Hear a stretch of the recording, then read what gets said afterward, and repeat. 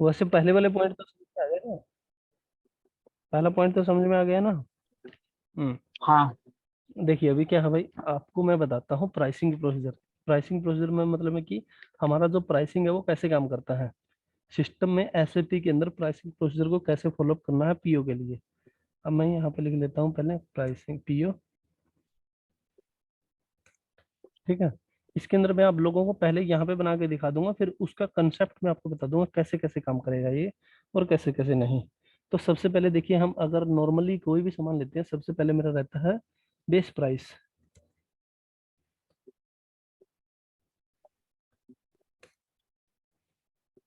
या फिर जिसको कुछ लोग बोलते हैं जैसे ग्रोस प्राइस। ठीक है। इसको साइड बाय साइड में आपको एग्जांपल के साथ में भी लेके चलूंगा। जैसे मान लेता हूँ कि मेरे पास क्या है, कोई भी एक मटेरियल है जिसकी 1000 रुपये वैल्यू है। यहाँ पे लिख दिया मैंने इसको, थोड़ा है इसको हम छोड़ देते हैं। ठीक है। ये मेरा बेस प्राइस हो गया। इसके बाद में क्या होता है, बेस प्राइस के बाद में हमेशा हम लगाते हैं डिस्काउंट। डिस्काउंट लगता है जो मेरा होता है माइनस में। अब डिस्काउंट भी मेरा तीन टाइप से होता है। डिस्काउंट मैं अभी लिख देता हूँ अमाउंट, डिस्काउंट, डिस्काउंट परसेंटेज, मैं जस्ट सीधा सा शॉर्ट कर रहा हूँ, और डिस्काउंट यहाँ पे लिख दिया मैंने परसेंट अमाउंट क्वांटिटी, QTY। ठीक है। अभी इनका मतलब क्या है, देखो हम कोई भी सामान ले रहे हैं, मान लो कि मैं 1000 रुपये का सामान ले रहा हूँ, मेरे को एक बार तो ये बोल सकता है भाई आप जितना भी सामान लोगे 10% का डिस्काउंट मिल रहा है आपको। ठीक है। दूसरा, सॉरी 10% का नीचे है यहाँ पे।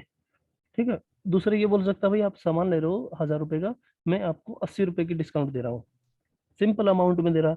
दूसरा परसेंट में दे रहा 10%। तीसरा बोल रहा है आपको मैं पर क्वांटिटी 8 रुपये देता हूँ। मान लो कि ये मेरा 1000 का है और मैंने उससे खरीदा है भाई 20 क्वांटिटी। ठीक है। यहाँ पे मैं लिख देता हूँ प्राइस, और यहाँ पे लिख देता हूँ QTY। ठीक है। अगर मैं 20, अब ये बोल रहा है कि 20 इंटू में 8, 160 रुपये का हो गया। आप जब भी खरीदोगे 8 रुपये पर क्वांटिटी दे रहा हूँ। 80 लगा लेता हूँ मैं इसको, 20 लगा लेता हूँ, सो कितना भी है, मतलब मैं क्वांटिटी के हिसाब से। अगर यार यही आप चीज़ों सोचोगे, मान लो कि हम किसी से मान लो कि मैं क्या है, सामान मंगवा रहा हूँ किसी से, सामान मंगवा रहा हूँ तो मेरे से फ्रेट किस हिसाब से लेता है, भाड़ा किस हिसाब से लेता है। मान लो कि मैं अभी यार जैसे मैं हरियाणा में हूँ और मैं दिल्ली से कोई सामान मंगवा रहा हूँ, वो मेरे को तीन ऑप्शन देगा।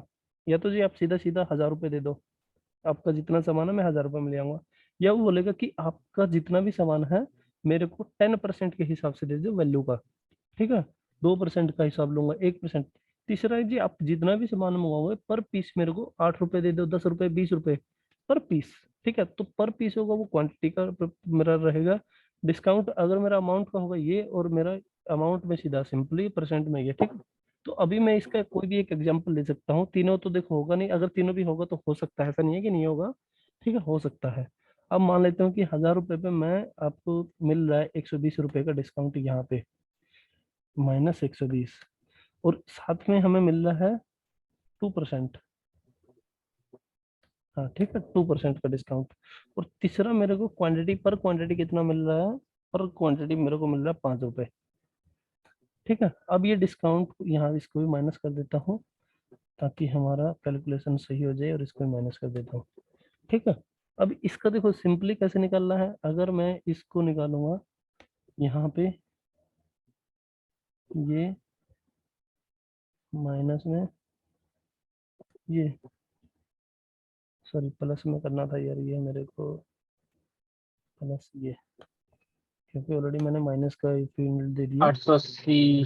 ठीक है। 880 आ रहा है। अगर मैं इसको डिस्काउंट को परसेंट में निकालना चाह रहा हूँ, ये वाला इंटू ये, सिंपल 20 रुपये आ रहा है। ठीक है।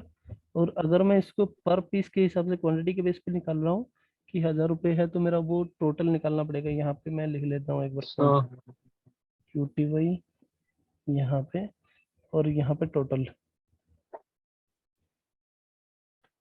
ठीक है।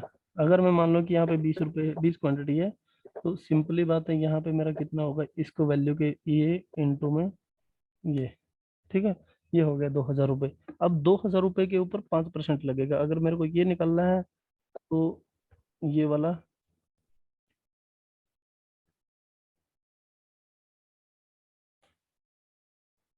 ऐसे ही होता है। 995। कितना होगा यार, ये मैं भूल गया, एक मिनट रुको, पर क्वांटिटी है। तो 995 होगा ना। एक हम्म। क्वांटिटी पे 5 का डिस्काउंट मिल रहा है।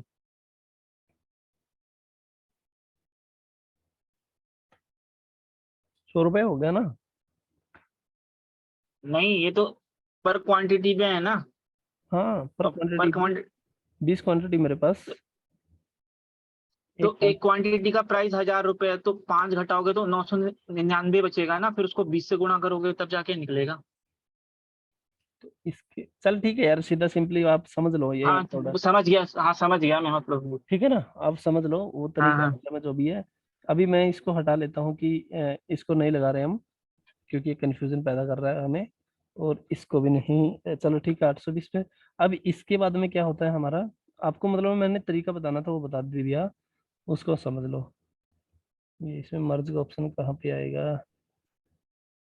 हम्म, हम्म, हम्म, हम्म, यार एक्सेल में चल लेते तो ठीक रहता। ठीक है चलिए, कोई नहीं, यहाँ पे मैं लिख देता हूँ अभी नेट प्राइस। क्या होता है, डिस्काउंट को निकालने के बाद जो भी हमारे पास वैल्यू बचती है उसको बोलते हैं हम नेट प्राइस। अब नेट प्राइस को जी। निकालने का आपको पता ही होगा कि ये वाली माइनस में, माइनस कहाँ, प्लस ही करना पड़ेगा। प्लस में 120 रुपये, और इसके बाद में प्लस 20 रुपये। ठीक है, अगर मेरे पास दो भी डिस्काउंट मिलते हैं ना मेरे को, अब ये वैल्यू मेरे को कितने की हो गई, अब ये सामान कितने का पड़ रहा है, 860 रुपये का। ठीक है, अब इसकी परसेंटेज में घटा बटा सकता हूँ जितना भी, अगर मान लो 3 करूंगा तो ये ऑटोमेटिकली घट पड़ जाएगी, और ये भी मेरा हट जाएगा। ठीक है, ये हो गया मेरा नेट। अब नेट के बाद में क्या होता है, यहाँ पे लगती है अब जैसे डिलीवरी कंडीशन है, डिलीवरी की कंडीशन, डिलीवरी चार्ज लिख देता हूँ। अब डिलीवरी चार्ज, डिलीवरी चार्ज का मतलब क्या है कि कौन सी, जैसे अब यहाँ पे लगेगा फ्रेट, FRIGHFRE,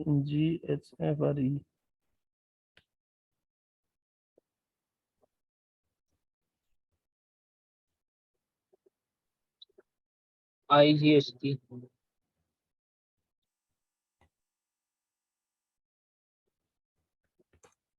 अभी क्या, ठीक है यार, फ्रेट, FREIGHT, फ्रेट। और इसके बाद में फ्रेट भी मेरा 3% तीनों में हो जाएगा।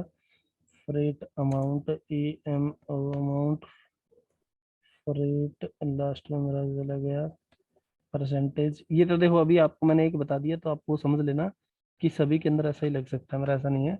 और फ्रेट जी जी। FRTQTY, ये मेरा ऐसे लग सकता है। इसके बाद मान लो कि मैं लगा रहा हूँ इंश्योरेंस, क्योंकि इंश्योरेंस भी लगता है, इंश्योरेंस सीधा सीधा मेरा लगता है अमाउंट पे, ना वो परसेंट में लगता है इंश्योरेंस हमारा, और ना और हमारा वो किसी और में लगता है। ठीक है, इसके अलावा मेरा हो सकता है भाई, फ्रेट भी दो तीन तरीके के हो सकते हैं, और अमाउंट हो गया, इंश्योरेंस हो गया। इसके अलावा और भी चीजें होती है, जैसे अभी आपको पुटिंग चार्ज लगा लो, पुटिंग चार्ज अपनी साइड से सोच रहा हूँ मैं, ऐसा नहीं है कि अब जैसे एक जगह से दूसरी जगह पे ला रहा है, दूसरी जगह से तीसरी जा रहा है, ये एक एज पर कंपनी होता है। मान लो कि मैं कोई सामान लेके आ रहा हूँ, और वो सामान लेके आ रहा हूँ, तो उसी की कंपनी वो बताते हैं भाई हम ये वाला सामान खरीदते हैं, तो पहले हमें बेस प्राइस मिलता है, उसके ऊपर हमें डिस्काउंट मिलता है, नेट मिलता है, नेट के ऊपर हमारा फ्रेट लगता है, फिर उसके अंदर हम इंश्योरेंस लगाते हैं, पुट चार्जेस लग, पुट इन चार्ज होता है, मतलब एक जगह से दूसरी जगह पे जो वर्कर है वो लेके आते हैं सामान को, उसका भाड़ा अलग लगता है। इसके बाद और भी चीज हो सकती है, नहीं तो फिर लास्ट में क्या हो सकता है मेरा, सीधा सीधा टैक्स लगेगा इसके बाद, टैक्स ऑन, ठीक है, टैक्स ऑन अमाउंट। इसके अलावा आप जैसे इसमें और कुछ ऐड करना चाहो तो कर सकते हो, दो तीन अदर कंडीशन लिख दिया मैंने, अदर, CHARGE, अदर चार्ज हो गया। अब अदर में मैंने कुछ भी जो मेरे को नहीं पता है ये कौन से वाला चार्ज है, मैं अदर में लगा दूंगा। ठीक है, इस टाइप से चार्ज तो बहुत सारे हो सकते हैं। तो इसी के हिसाब से अगर आपने इलेक्ट्रिसिटी का बिल देखोगे उसमें बहुत सारे चार्ज मिलेंगे, इलेक्ट्रिसिटी चार्ज फलाना, आपकी सर्विस वाला चार्ज लेके आ रहा है वो वाला चार्ज, ठीक है। उसी टाइप से ये होते हैं। अब मेरे को इसमें मान लेता हूँ कि फ्रेट फ्रेट जो मेरा लगा था परसेंटेज में लगाना, तो परसेंटेज में मैं सीधा सीधा यहाँ पे अमाउंट में लगा लेता हूँ कि मेरे को यहाँ पे बोल रहा है भाई आपका सामान लेके आ रहा हूँ मैं, 350 रुपये लगेंगे, ठीक है। 350 रुपये लगेंगे, तो अब यहाँ पे सीधा सीधा अगर आप देखोगे तो ये प्लस में ये अभी मेरी टोटल वैल्यू पहुंच गई है 1250 रुपये पे।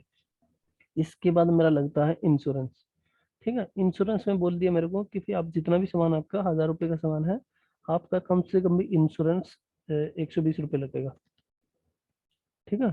वो मैं अभी तो फिलहाल अपने साइड से सोच के लगा रहा हूँ, आप वहाँ पे जो भी लगाना उसी के बेस पे लगा लेना, कंप्लीट प्लस और ये, ठीक है। अभी मेरी ये होगी। अदर चार्ज में मेरे को अभी पुट वेन चार्ज नहीं है मेरे पास, अभी अदर चार्ज मैं और लगा लेता हूँ। मासूम मान लो कि 30 रुपये इसने लगा लिए, 30 नहीं, यहाँ पे हम 40 ही लगा लेते हैं, ठीक है। 40 रुपये इसने लगा दिए, तो इसको भी हम यहाँ पे ऐसे ही कर सकते हैं, ये वाला प्लस में ये, सॉरी कौन सा गलत रह गया,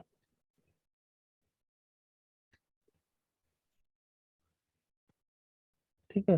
तो अभी मेरे पास, अभी इसके बाद में जो मेरी अमाउंट आ गई है, यहाँ पे मैं इसको कर लेता हूँ इक्वल। अब मेरा जो टैक्स लगेगा किसके ऊपर लगेगा, मेरा टैक्स लगेगा 1360 रुपये के ऊपर। 1360 रुपये के ऊपर टैक्स मान लेता हूँ मैं, यहाँ पे लिख देता हूँ जीएसटी 5% या 12% कर लेता हूँ, ठीक है। 12%। अब इसके ऊपर जो 12% लगेगा ना, उसको हम यहाँ पे लिखते हैं इसमें इक्वल ये इंटू 12%। 12% के हिसाब से मेरा ये कितना लग गया, 1360 रुपये पे 163 रुपये लग गया। अब 163 रुपये लगा है, तो ये भी मेरा क्या होना है, ऐड होना। तो इसको मैं क्या कर लेता हूँ, ये प्लस में ये अच्छा ये वाली वैल्यू गलत हो गई क्या, इक्वल ये, ठीक है। अब मेरी वैल्यू कितनी होगी, जी बिल्कुल। 1523 रुपये पॉइंट 2 पैसा, ठीक है। ये मेरी अब एक्चुअल खरीद वैल्यू है, जो मैंने सामान खरीदा था उसकी वैल्यू मेरे पास ये आई है।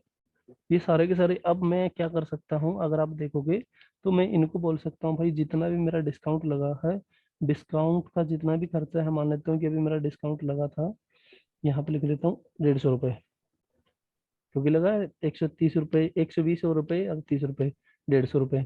ऐसे ही मेरा फ्रेट फ्रेट है मेरा 350 रुपये, और यहाँ पे ही जो ये मेरा इंश्योरेंस 120 रुपये, अलग से निकाल रहा हूँ मैं आपको थोड़ा समझ में आ जाए। अदर कंडीशन है मेरी 40 रुपये, और इसके बाद मेरा टैक्स है मेरा 163 रुपये।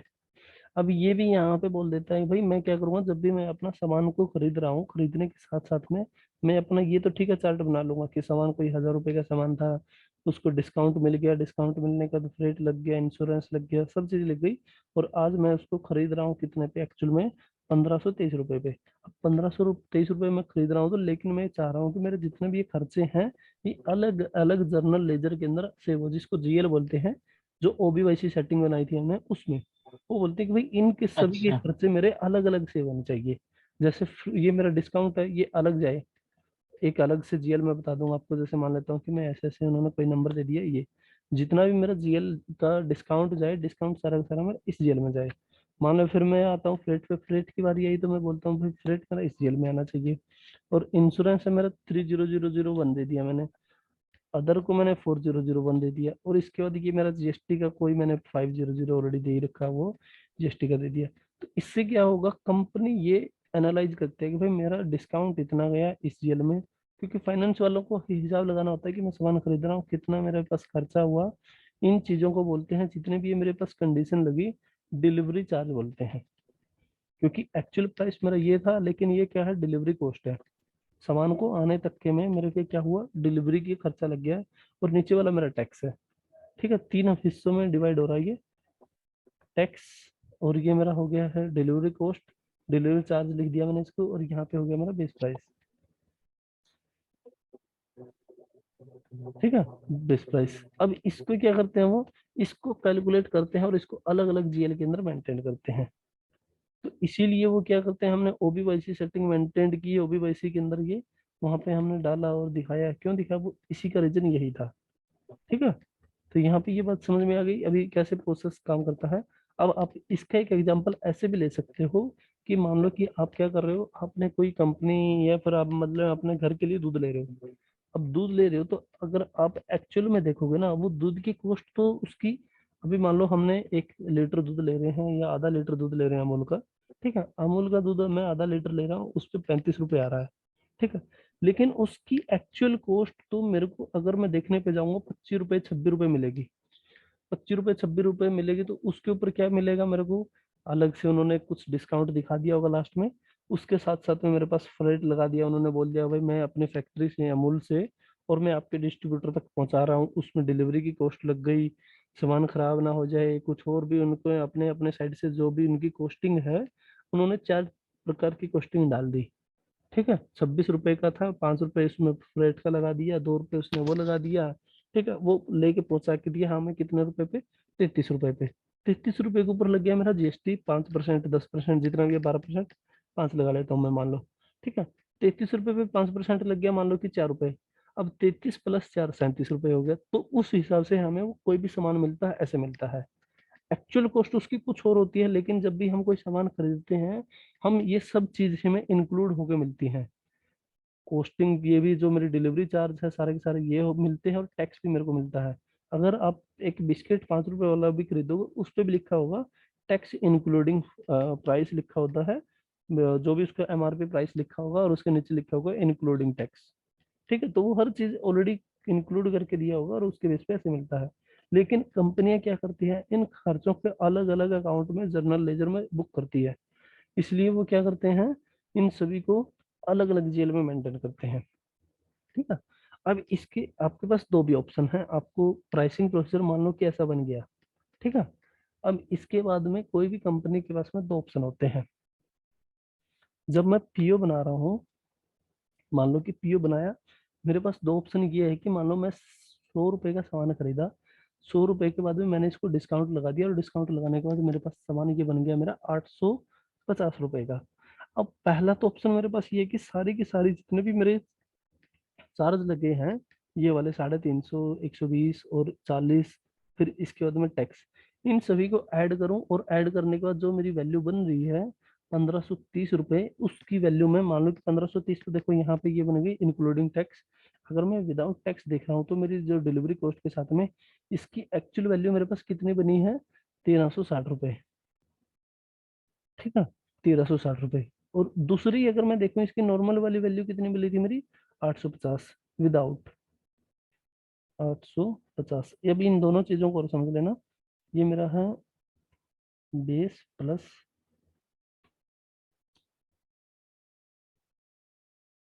डिलीवरी, और ये मेरा है बेसिक ओनली, ठीक है। अगर यहाँ पे कंपनी ये बोलती है भाई मेरे को तो केवल बेस पे खरीदना है, आप बेस पे खरीदिए, और मेरे को ये कोई जीएल वीएल नहीं मेंटेन करने, ना ये मेरे को सामान पे हिट करवा कोई कुछ नहीं चाहिए, तो ये वाला कंसेप्ट होता है। और अगर कंपनी बोलती है भाई मेरे को बेस पे क्या, मेरे को ये सारे इंक्लूड करने हैं। अब अगर आपने देखा हो तो मटेरियल मास्टर में मैंने आपको एक पॉइंट बताया था, मूविंग एवरेज प्राइस, ठीक है। मूविंग एवरेज प्राइस एक स्टैंडर्ड प्राइस, स्टैंडर्ड प्राइस में तो क्या है हमने बता दिया, 1000 रुपए का है तो 1000 रुपये रहता है। और दूसरा क्या मैंने बताया था आपको, मूविंग एवरेज। मूविंग एवरेज में यही वाला कंसेप्ट यूज होता है कि मान लो कि आज मैंने कोई सामान मंगवाया है 800 रुपये का, 850 रुपये का, ठीक है। कल को मेरे को लग गई ये इतने वाली डिलीवरी कॉस्ट। अब जैसे ही ये डिलीवरी कॉस्ट लगी, मैंने बोला कि भाई देखो ऐसा है, सारा खर्चा ही हुआ मेरे लिए, तो मेरा अब की बार क्या करो, जितना भी मेरा सामान जो पहले मैंने 850 का मंगवाया था, अब की बार वो मेरे लिए 1360 रुपये का हो गया। तो हम क्या करेंगे, अगर ये डिलीवरी कॉस्ट को लगा के और इसकी पीओ में डाल देंगे, पीओ बनाया मैंने, पीओ के अंदर सब कंडीशनें डाल दी जो हमने प्राइसिंग प्रोसीजर में डालेंगे, और फिर हमने उसकी कर दी मीगो, जीआरएन। फिर अगर आप उसका प्राइस देखोगे तो 1360 रुपये हो गया। लेकिन एक कंसेप्ट ये है, मैं अगर ये चाहता हूँ कि इस पे ही मैं लूँ, उसके लिए मेरे को क्या करना, पीओ बनाना है सिंपली 850 का, 850 का पीओ बनाऊंगा, इसमें ये कंडीशनें नहीं डालूंगा और डायरेक्ट मीगो कर दूंगा। तो ये सीधा मेरे पास कितने का होगा, 850 का ही रहेगा, ठीक है। ये 850 का रहेगा। और अगर मैं कंडीशन डाल दूंगा पीओ के अंदर और फिर मीगो करता हूँ, तो ये ऑटोमेटिकली 1360 रुपये का हो जाएगा, मटेरियल मास्टर का प्राइस, ठीक है। इसमें भी आप लोगों का कोई डाउट हो, कंसेप्ट हो, कुछ इशू हो तो पहले ये बताइए, इसके बाद हम चलेंगे प्राइसिंग प्रोसीजर की ओर। ये मैंने आपको एक वैसे बता दिया कि अभी हम पीओ का प्राइसिंग प्रोसीजर इस टाइप से बनाएंगे। ठीक है, ठीक है, तो हम सर ये चल। लास्ट वाली लाइन दोबारा से रिपीट करना हो, मीगो और पीओ वाली। अच्छा ये वाली, ठीक है, देखिए क्या है, अगर हम क्या कर रहे हैं, सामान को खरीद रहे हैं, सामान को खरीदने के बाद कंपनी क्या बोलती है भाई, मेरे पास पहले वाला कंसेप्ट तो ये है कि मैंने 850 रुपये का सामान मंगवा रहा हूँ। हाँ, पहले वाला तो कंसेप्ट मेरे पास ये है कि 850 रुपये का मैं सामान मंगवा रहा हूँ। 850 के ऊपर कंपनी को लग गए हैं, एक मिनट ये देख लेते हैं कितना लगा माइनस में। 850, हाँ, 510 रुपये मेरा लग गया, कितना खर्चा लग गया। पहला मैं तो कंपनी ये बोलते भाई आप 850 पे ही ऐड कर दीजिए, खर्चा मेरे को नहीं ऐड करना है, मटेरियल पे नहीं चाहिए है, मेरे को नहीं ऐड करना है। ठीक है, एक सिनेरियो तो ये हो गया कि मान लो 850 का सामान खरीदा और 510 रुपये उस पर मैंने खर्चा कर दिया, मेरे लिए वो सामान कितने का हो गया, 1360 रुपये का। ठीक है, और पहला वाला कंसेप्ट ये है कि मेरे पास 860 का ही 850 का ही मंगा, तो 850 का ही रहा है। इसको कंपनी क्या कर सकती है, अलग अलग हिस्सों में डिवाइड कर सकती है कि भाई सामान का जो बेस प्राइस है मैं उसको उसी को रखना चाह रहा हूँ। बेस प्राइस मेरा जो 850 है तो 850 ही रहेगा। मेरे खर्चे कभी घट भी सकते हैं, बढ़ भी सकते हैं। मान लो कि आज 560 रुपये का खर्चा हुआ, सारा का सारा मैंने ट्रांसपोर्ट रखा, लेकिन नेक्स्ट वाले टाइम पे मैंने खुद का ट्रांसपोर्टर रख लिया। ठीक है, सामान मैं खुद मंगवा रहा हूँ, लेके आ रहा हूँ, उसमें मेरा खर्चा बच गया। तो वो कंपनी क्या करती है, दो कंसेप्ट होते हैं कि अगर मेरे को बेस प्राइस पे ही मटेरियल मास्टर चाहिए है तो उसमें मैं क्या करूँगा, केवल पीओ बनाऊंगा और मटेरियल डालूंगा और उसके बाद मीको कर दूंगा। ठीक है, और अगर मेरे को चाहिए कि नहीं भाई मेरे को जितना भी खर्चा हुआ सारा का सारा मेरे को मटेरियल मास्टर पे ऐड करना है। मटेरियल मास्टर का ऐड करने का मतलब मैं ये कहना चाह रहा हूँ, अगर आपको मान लेता हूँ कि मैं आप एक लैपटॉप लेने के लिए गए, लैपटॉप की वैल्यू थी 50,000 रुपये। ठीक है, 50,000 के लिए, लेकिन आपको घर से आप गए दिल्ली। ठीक है, दिल्ली जाने के लिए आपका लग गया 600 रुपये का भाड़ा लग गया। फिर उसके बाद आपने इधर उधर का खर्चा किया और पूरे दिन आपने 1200 रुपये लगा दिए, मान लेता हूँ 1500 रुपये। ठीक है, और आप लैपटॉप लेके आ गए। तो आपके पास दो कंसेप्ट है, पहला तो आप ये बोलो कि सभी को भाई ये मेरे पास 50,000 रुपये का आया, मतलब एक बेस प्राइस पे बोलो तो 50,000 का आया। और दूसरा, मैं जितने भी मेरे खर्चे हुए हैं, आने का, जाने का, रह खाने का, या को उसको बाद वहां पे मैंने कुछ और चार्ज किया उनको लोगों को, जाने जैसे जाने के बाद मेरे को विंडो का, तो वो बोले कि भाई विंडो एक्टिवेट करके देंगे, आपका इतना चार्ज लगेगा, आप इसका इंश्योरेंस करवा लीजिए, उसका चार्ज लगेगा। तो अगर मैं उन सभी को इंक्लूड करने के बाद मेरा 5,000 रुपये और खर्चा हो गया, अगर मैं फिर उसको बोलता हूँ भाई मेरे पास 55,000 रुपये का लैपटॉप पड़ा, तो वो मेरा 55 का पड़ा तो डिलीवरी कॉस्ट को इंक्लूड करके, और पहले वाला मेरा पड़ा बस 50,000 रुपये का। ठीक है, ये आप डिसाइड वो करते हैं कि भाई मेरे को रखना कैसे है, काउंट कैसे करना है। पहले मैंने आपको सिनेरियो वजह से बताई दिया, लैपटॉप लेने गया 50,000 रुपये का है, मैं किसी ने पूछा भाई कितने का है, मैं बोला हूँ 50,000 का। दूसरा कंसेप्ट ये है कि मैं लैपटॉप लेने के लिए गया, लेकिन मेरा एक तो 1,000 रुपये का खर्चा हो गया ट्रांसपोर्ट का, आने जाने का, साथ में फिर वहां पे गया, उन लोगों ने बोला कि भाई आपकी विंडो एक्टिवेट करेंगे, इंश्योरेंस करेंगे इसका, आपको 4,000 रुपये लगेगा। आपने 4,000 रुपये लगा दिया, ट्रांसपोर्ट का ऑलरेडी लग गया। फिर उसके बाद आपको घर वाले पूछ रहे हैं कितने का हुआ, तो आप बोल रहे हो 5500 रुपये का, 55,000 का पड़ा मेरे को। ठीक है, वही वाला कंसेप्ट इसमें है। अगर मेरे को बेस प्राइस पे रखना है तो बस मैं पीओ बनाऊंगा, पीओ मेरा जितने पे बनना है जैसे 50,000 पे वो बनाऊंगा और मिको कर दूंगा। और दूसरे वाला कंसेप्ट क्या है, मैं पीओ बनाऊंगा, पीओ के बाद मैं कंडीशन बनाऊंगा। यहाँ पे कंडीशन, कंडीशन का मतलब भी वही है कि फ्रेट इंश्योरेंस जितना भी लगा वो करूंगा, और उसके बाद मैं फिर इसकी मीको कर दूंगा। तो अब की बार वाली मीको जो होगी मेरी 55,000 पे अपडेट होगी। अब की बार अगर आप इस कंसेप्ट में देखो कि मेटेरियल मास्टर का प्राइस वी जो लगा हुआ है वहां पे 50,000 रहेगा, और इस कंसेप्ट में देखोगे तो आपका प्राइस 55,000 रुपये बढ़ जाएगा ऑटोमेटिकली। वो हम प्राइसिंग प्रोसीजर को करने के बाद आपको मेटेरियल मास्टर में एक सिनेरियो करके दिखाऊंगा, तो उस टाइम पे दिखा सकता हूँ। ठीक है, अब ये बात समझ में आई आप लोगों को, थोड़ा जो लास्ट वाली लाइन बोली थी लैपटॉप के एग्जांपल से। Yes sir. हम्म, तो ठीक है, अभी मैं आपको एक चीज और बता देता हूँ।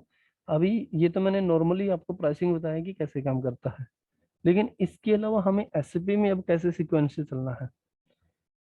एसएपी के अंदर देखो प्राइस डालने का दो ऑप्शन होते हैं, पीओ का प्राइस या फिर मैं कंडीशन।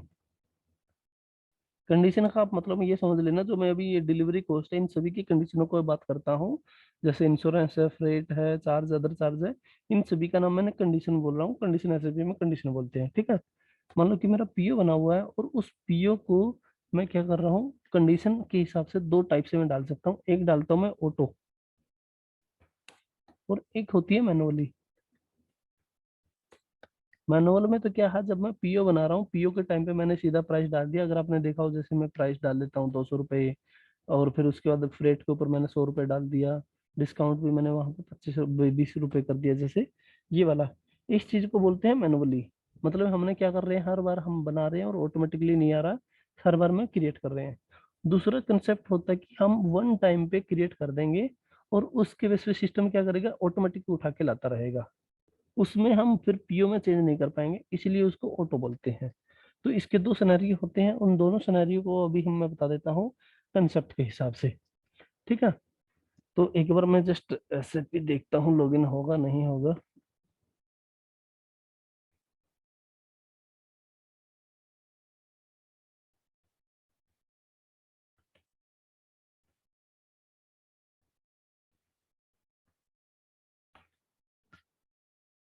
हम्म, ठीक है। तो चलिए, लॉगिन हो गया हमारा। मैं आप लोगों को ये चीज दिखा देता हूँ।